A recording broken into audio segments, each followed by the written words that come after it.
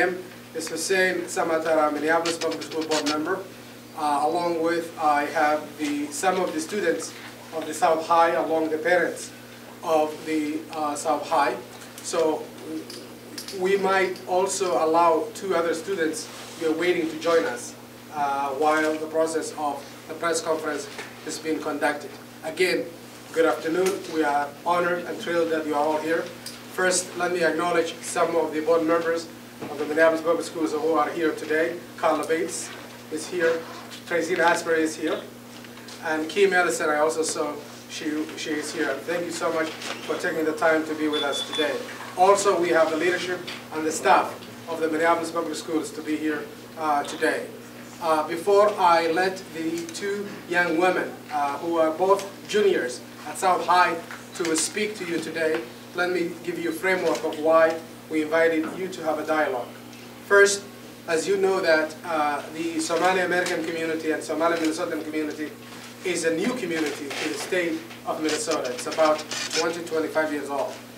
And the parents that's standing with me, and the reason that I ran for election is really simple. We believe that there is only one way out for these children, for these students, and that's education. And we'll do whatever we can and whatever it takes to educate them, whether they are South High, North High, or anywhere else. So the parents are very serious about their education. What they're also serious about is the safety of these children, not only them, but every child in Minnesota. Second, the Somali community has said many, many times, and we'll say it again, we are extremely grateful to come to this country, to come to Minnesota, and make it a better place. You all know that we only do better when we all do better. We are very, very serious about making better for the whole state, for everybody. In terms of businesses, I do for living and economic development. This is one of the businesses that we finance. Every quarter, at every corridor we do business in this community.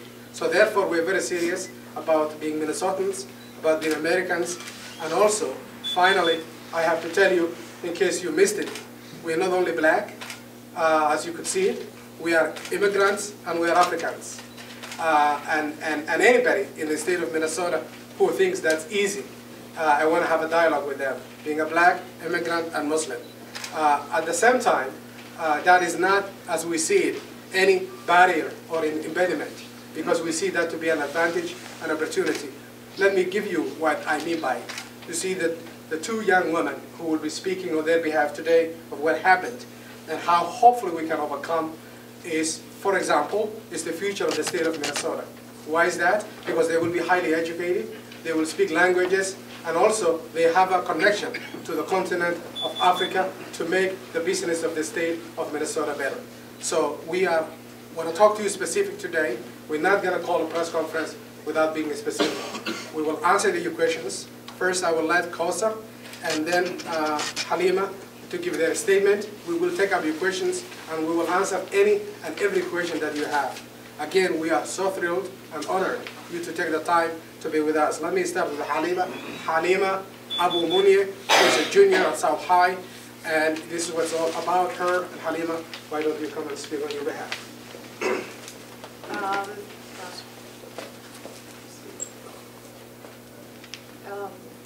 I'm a junior at South High. My name is Halima. I was a part of the incident on Thursday, and I felt it was mishandled a lot with the police and how they treated us. I was, I was kicked out, I was maced a lot, and I felt disrespected by the police and on other students too. Yeah, and other students also felt like that they were disrespected by them.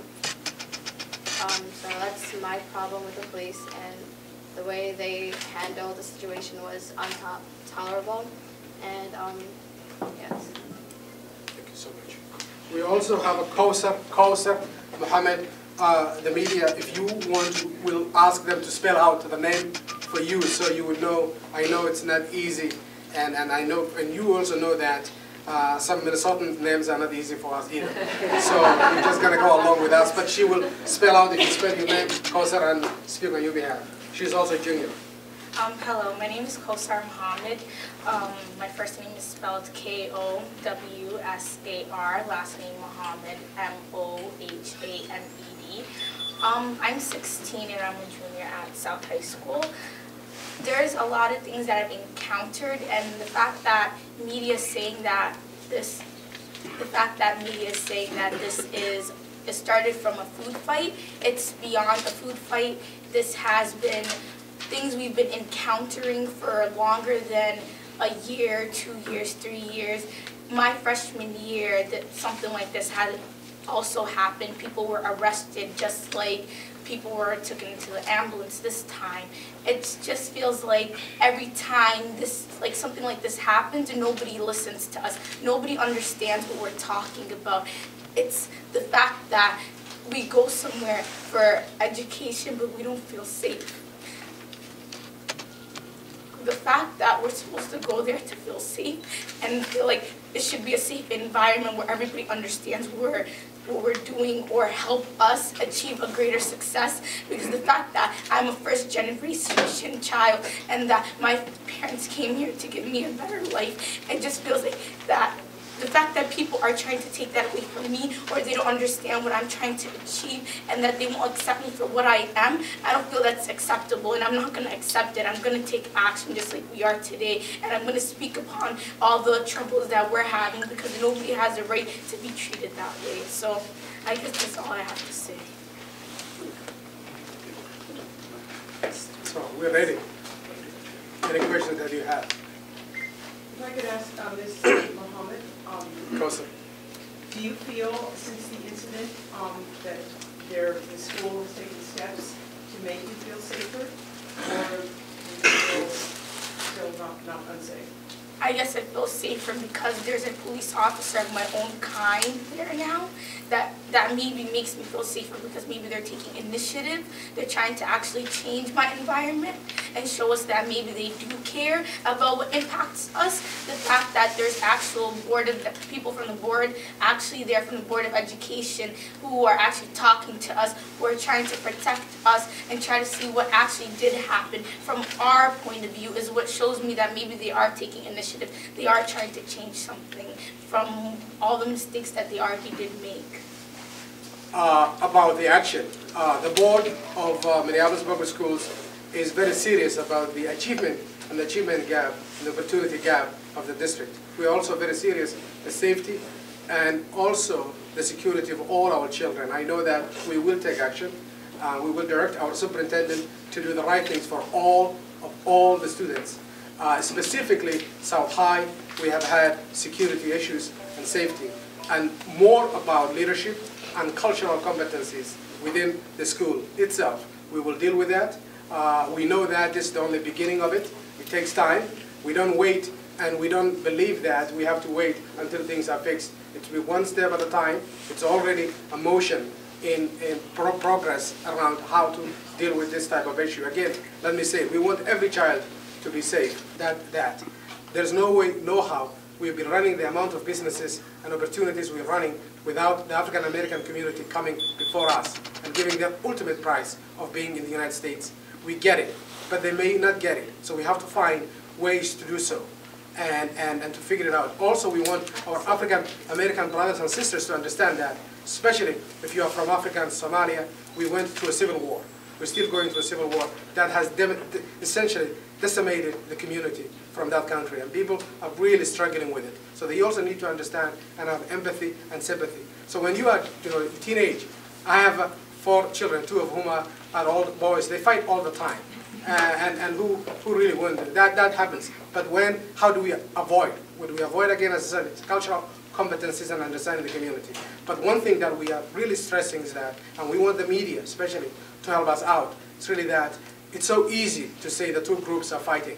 The Somali community, there's nothing to fight with the African American community, because without them we would not even been around. So how you could fight? So that is not a fight with the Somali community has engaged or were ever engaged. We have been reaching out, and one of the leaders that we have been working with is here today. I want Al Flowers to come along with Abdesaq Bihi to also tell you what they have been working on quickly.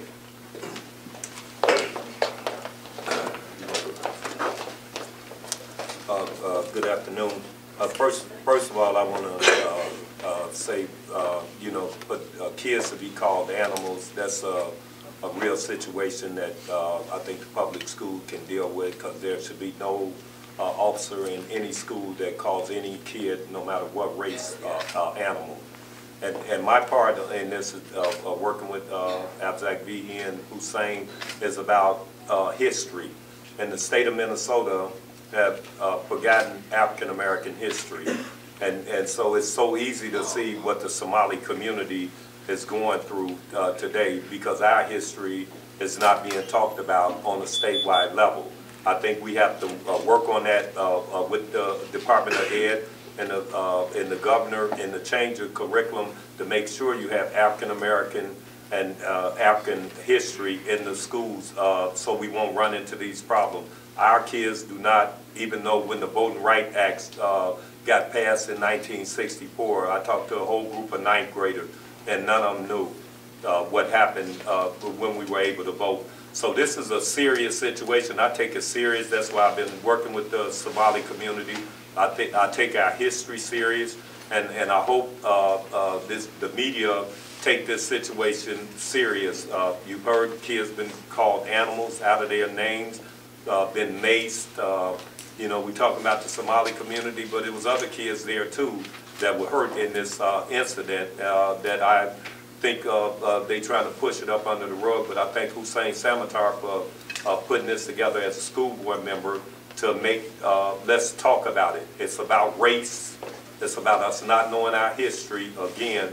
And it's about us making it happen, and telling our Somali brothers and sisters that came from Somalia that we are in support of them.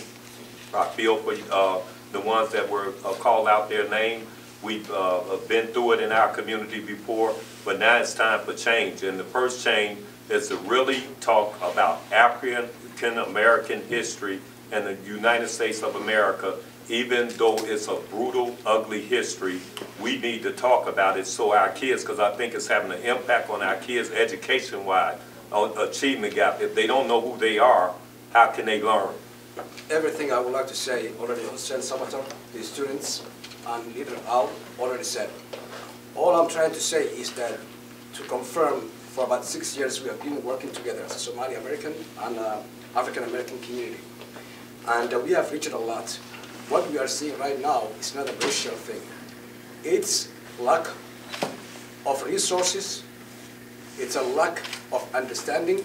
All I can blame is misunderstanding. This morning we had a meeting with the principal, all of us. I think Hussein couldn't make it. And I really appreciate the work she's trying to do, but we need to do change. We need to change the face of the school, reflecting the students. She has promised us that we will do a series of engagements with the African American students, with the Somali American students, by teach them the culture of each other. And not only that, she is specifically asking to include everybody. So we are working together. We are not happy about what happened to our young girls. All of them, whether they're African American girls or boys, or Somali American girls or boys, we are only one community, and this is very sad. We have to learn from this moment. Thank you, Hussein. Thank you, Hussein. Finally, Director Ellison, I also understand, was today's meeting at the South High. Thank you for again coming. Let me be very clear about what happened that Thursday. It was a lot of students of a different background and different cultures getting together and just creating that incident. It was not specifically between the two communities that's standing here. Al Flowers, we've been working with him, especially through Abdrazak, for a long time, and we are really grateful for his understanding and reaching out to the new community. Now, I want to talk to the parents of the Somali community who are here today.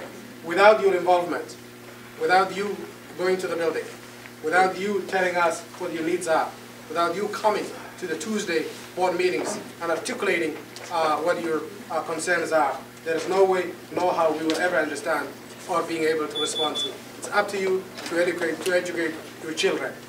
Finally, if there's no question, we would love to close it. What can the board do about it? How can the board intervene? That's right. So the board would intervene very simple. Again, as I said, I've laid out very specific action items that we would take. And 3 of them, we nearly have a quorum here. So we have to be very careful. So we have half of the board. Absolutely. And we have it almost quorum here. We know that we're gonna take action. But before I do that, Kate just came all the way. I will definitely let her students speak. Then I will conclude, then we are out of here. Thank you. Hi, I just wanted to say, Just see me, Dave. hi, my name is Saida, I'm a senior at South High School. I'm Lemia, and I'm a junior at South High. And I just wanted to say, just like Director Sain pointed out, we're part of a student group at South that's primarily focused on social and racial justice. And it's called Start Students Together as Allies for Racial Trust.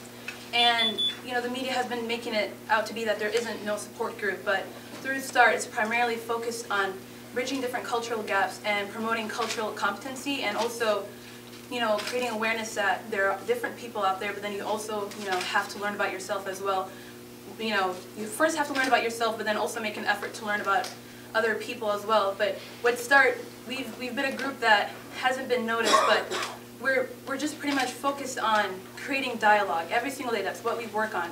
For example, tomorrow we're having a student-led dinner in the Media Center for 2 hours, and it's just going to be pretty much focused on racial dialogue. So I don't know why people aren't saying that there isn't a support group, because this group has existed for 4 years at South High School, and, you know, people are now starting to realize that there's racism that does exist.